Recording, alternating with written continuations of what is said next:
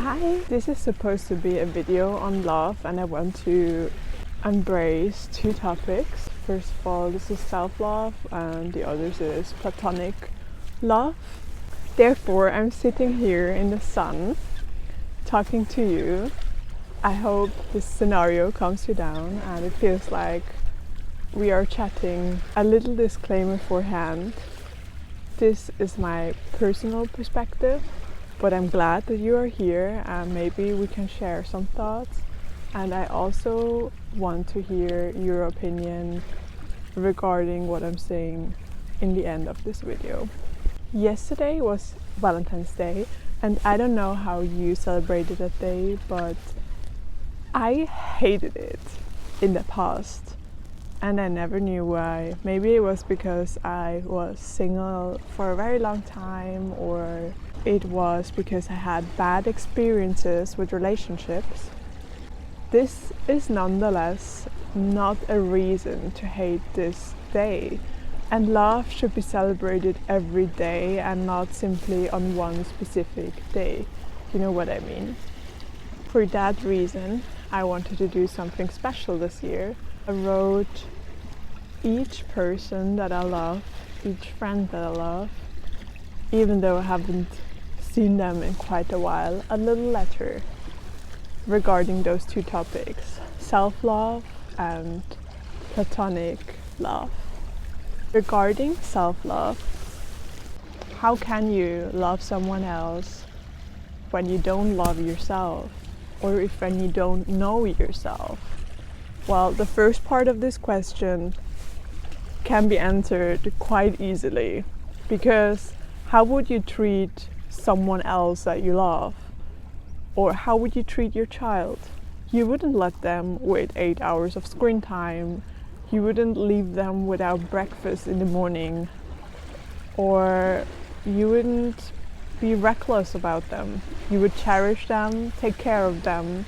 And this is how you should take care of yourself. Loving yourself goes hand in hand somewhat with knowing yourself, and this is an ongoing process. It can be achieved through little rituals that you practice, or simply by looking in the mirror and counting the things down that you love about yourself.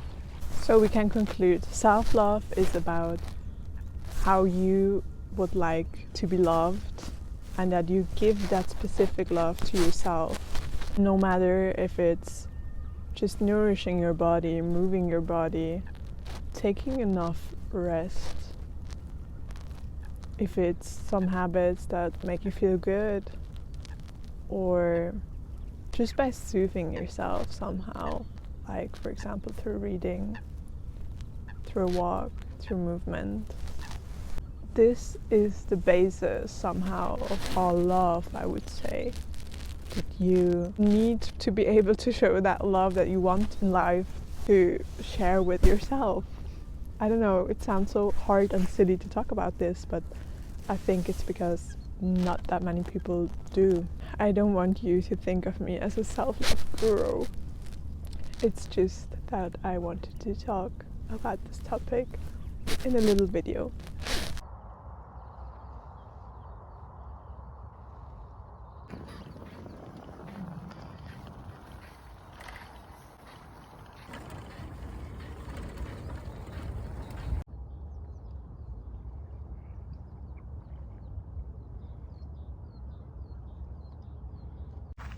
Okay, last time I was here I saw this beautiful flooded wood, and I'm not allowed to fall because I'm wearing white, but here it is. Isn't it gorgeous? This will be my stay for the YouTube video.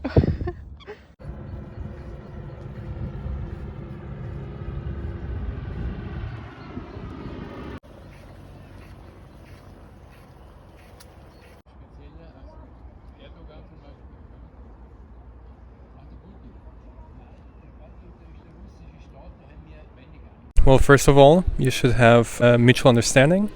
So you shouldn't know what the person wants in life. That's the first thing. And should also be honest with each other. You should be trusting. And you should just make the other person stronger in the end. And with these principles, I think love should work and should be somewhat long-term oriented. Yeah.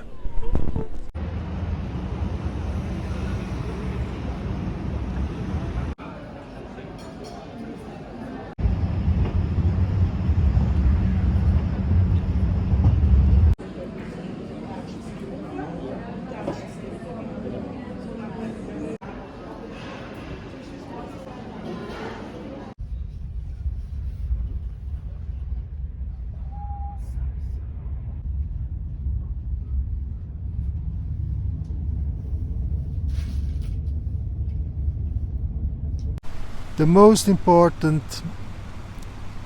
thing in love is to find someone who will accompany you on your way through life, and being a partner to you, aiming to the same goals and objectives in your life. Love is not something that concerns only a couple. Love transcends when you create a family towards the next generation.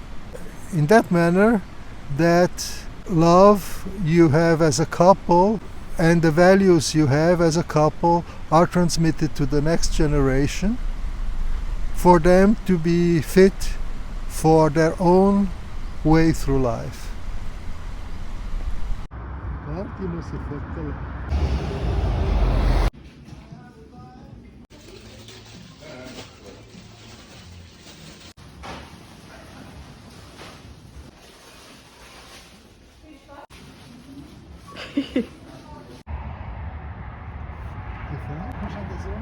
Look, hij komt.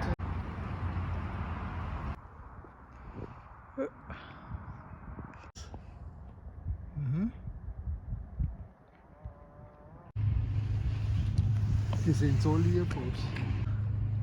Die ehrlich. Ja? Jetzt provozieren sie einen anderen. Ja, die kriegen Hörner, siehst du?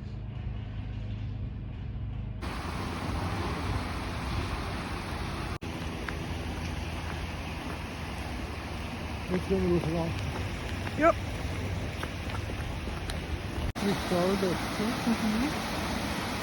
Hörer und ein Mikrofon.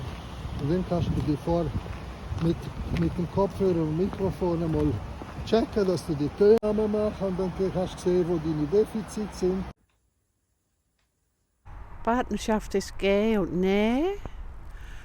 Partnerschaft ist auch Liebe empfangen und Liebe wiedergeben, zurückgeben. Liebe ist auch unentbehrlich. Die kriegt man gratis. Einfach so dazu. Man muss nichts machen, das kommt von allein. Partnerschaft ist auch Teilen. Partnerschaft ist sowohl in guten als in schlechten Zeiten. Die andere Person so zu akzeptieren, wie er oder sie ist. Nicht wollen verändern. Einfach Natur seinen Lauf lassen. Das ist es. Ja. Bevor wir in die Partnerschaft schauen wir vielleicht zuerst bei uns selber. Und ich finde, dass eine Partnerschaft wirklich funktionieren kann, ist das Wichtigste, meiner Meinung nach, meiner Erfahrung nach, dass man sich selber so liebt, wie man ist, so akzeptiert, wie man ist. Und was ich gelernt habe, dass die psychische Gesundheit extrem wichtig ist, weil sonst wird es mega schwierig. Also ja, da braucht es einfach noch ein bisschen mehr, wenn die Psyche nicht mitspielt. Ein weiterer Punkt auf meiner Liste, ich muss da mal ein bisschen spicken, ist das Urvertrauen. Ich denke, das ist einerseits so das Vertrauen in uns drin und das Vertrauen in den Partner und fängt vor allem bei uns selber wieder an. Also wenn du das Urvertrauen hast, funktioniert es sicher auch besser, wenn du einem Partner kannst vertrauen kannst. Es ist klar, wenn jetzt zum Beispiel etwas passiert wäre oder so, dass das dann gestört ist, aber ich denke, wenn du selber grundsätzlich das Urvertrauen hast, fällt es einfacher.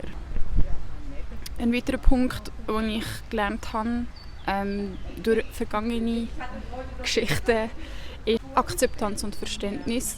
Und ich finde, man muss nicht immer alles verstehen und jeden Schritt vom Partner verstehen oder auch von der Vergangenheit. Dass man wenigstens akzeptiert, wie es war und dass es immer einen Grund gibt, warum ein Mensch so handelt, wie er handelt. Und das ist in einer Beziehung mega wichtig.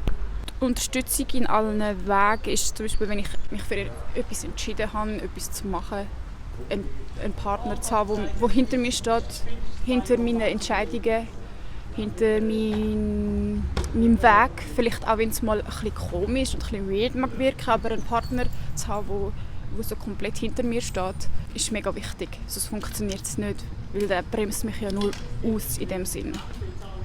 Gemeinsame Richtung und Ziel, was klingt jetzt vielleicht blöd und viele sagen ja, so Gegensätze ziehen sich an und so, aber schlussendlich ist vielleicht schon das, was zusammenhält, dass man gemeinsame Ziele hat, wo man auch darauf hinschaffen kann, wo man gegenseitig einander auch inspirieren kann, gegenseitig einander auf den Weg pushen, dass man die gleichen Vorstellungen vielleicht auch hat und auch so ein bisschen die gleichen Werte. Ich lebe zum Beispiel eigentlich vorwiegend vegan und ich könnte mir nicht vorstellen, einen Partner zu haben, der das nicht akzeptieren könnte, sodass er auch eigentlich so ein bisschen in die Richtung denkt, so in der ethischen Richtung. Es ist halt einfach schwierig, wenn es komplett unterschiedliche Vorstellungen sind.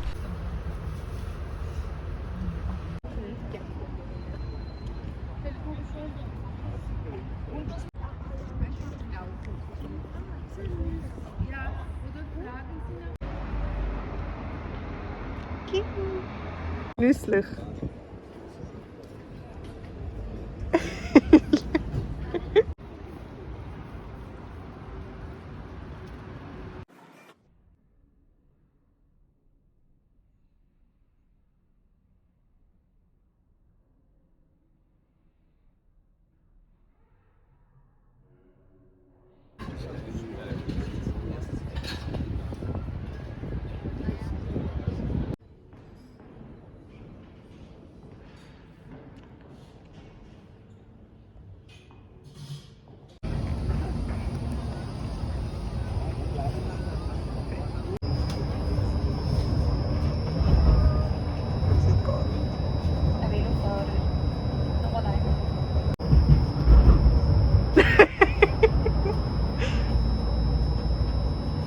Ich fühle mich überhaupt nicht beobachtet.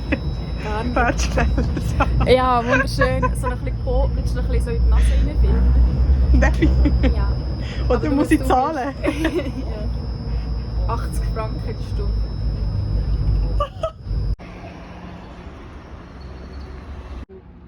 In dieser Box. Wolltest du ihn sehen? Ja. Das ist Schneemann. Also ein echter aus Schnee. Ah ja. Ein Aber Schneemann! was ist mit seiner Nase passiert? Ich glaube, sie ist abgefroren. Aber ein bisschen creepy. Ich weiß.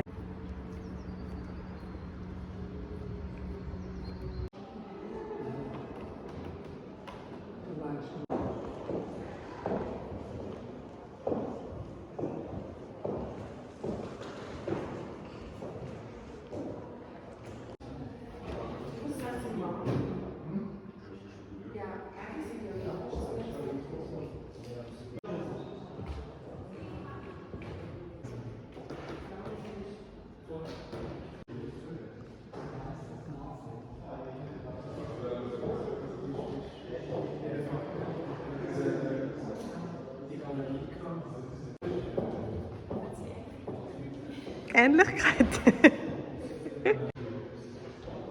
Schau, wie schaut sie rein?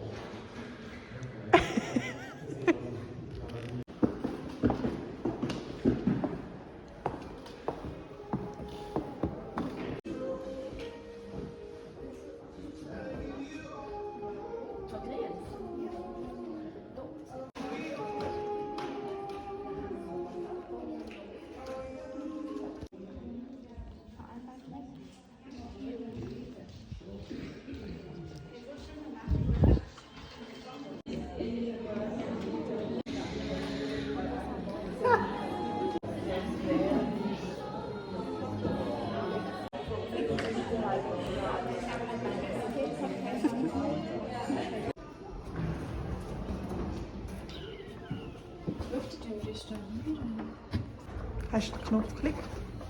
Selbstverständlich. Mal. Ja, da ist ein Restaurant.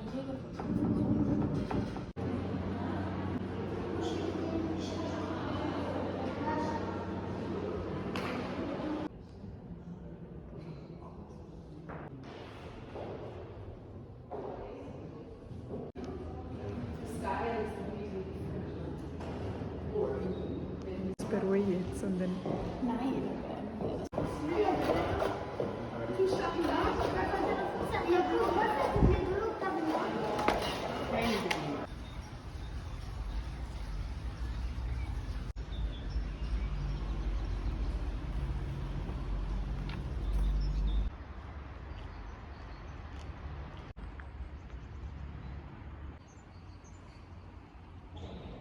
The idea of soulmates goes against me. No one will ever know what happens in your life or how you're doing in any second at any given moment. Nonetheless, soulmates are rather people that make the effort to show up in your life over and over again. Maintaining friendships can be difficult, especially in the times today, where we're always connected, but we're somehow losing the real connection so quickly. However, nurturing friendships should not be an obligation, a possession, nor should it be a task itself. It's rather falling in love with the person opposite of each other. When you value their existence, the conversation, and their presence. It can go so far that a small chat or spending a little amount of time together can turn the whole day around. I am still not sure about the question if opposite sex can have friendship. A good friend of mine once told me that this wasn't possible, and young me just accepted this because I thought she's very wise, because she was older. Life has taught me otherwise, especially this year. Sure, women should not look too naively in this world, especially if they're romantics, because there are many egoistic men that want to manipulate women for their ego, or because they are self-centered, determined, and so on. But it doesn't seem fair to me to put all men in one pot, especially for those that are gentle, honest, kind, warm, and loving, and loyal. A true friendship feels easy. You are in a place where you can be yourself and let yourself fall, if necessary. It's someone who knows that your little imperfections and quirks make you you. An opposite that catches you when you feel like you're falling. A quality to understand you even when you're silent. And a connection of conscious understanding. A person who always asks you how you are and wants to see you because he or she wants to be part of your life. It is a relationship that does not oppress your soul, but rather leaves you encouraged, inspired, and strengthened. Kiss your friend's face more often and destroy the belief that intimacy must be reserved for monogamous relationships.